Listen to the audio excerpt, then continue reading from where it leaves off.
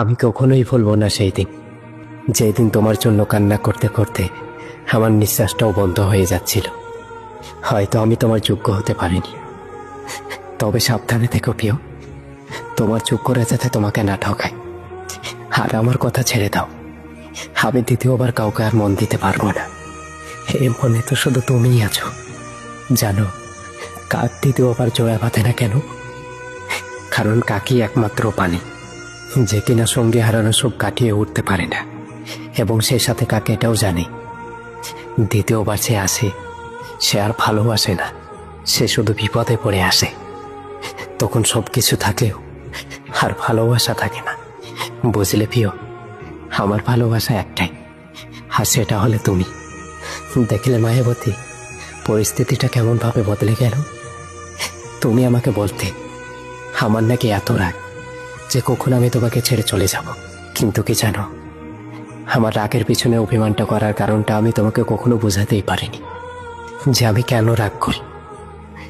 তোমাকে অনেক ভালোবাসি বলেই তোমার উপর একটু বেশি অভিমান করি। কিন্তু আমি যখন তোমাকে বলতাম হয়তো তুমি কোনোদিন একদিন আমাকে ছেড়ে চলে যাবে, হয়তো আমার সাথে থাকতে থাকতে তুমি একদিন বিরক্তি হয়ে যাবে, তখন তুমি না আমার হাত ধরে কাঁদতে কাঁদতে বলতে তুমি আমাকে ছেড়ে কোনোদিনও যাবে না। এমনকি এটাও বলতে আমি যদি তোমার জীবনে না থাকি আমার জায়গাটা চিরদিন ফাঁকা থাকতে। কিন্তু দেখো, তুমি আমাকে কি সুন্দরভাবে বোঝাতে, তাই না? আজ তুমি আমাকে তোমার জীবন থেকে সরিয়ে দিলে।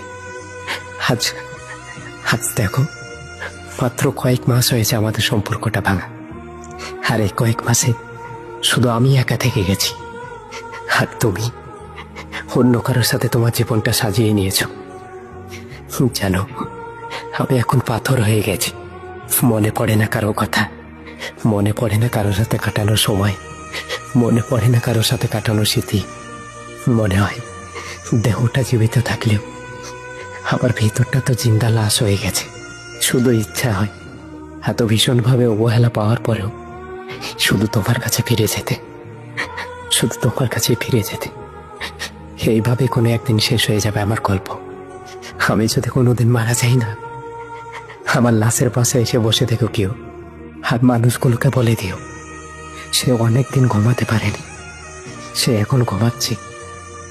প্লিজ তাকে কেউ ডিস্টার্ব করো না।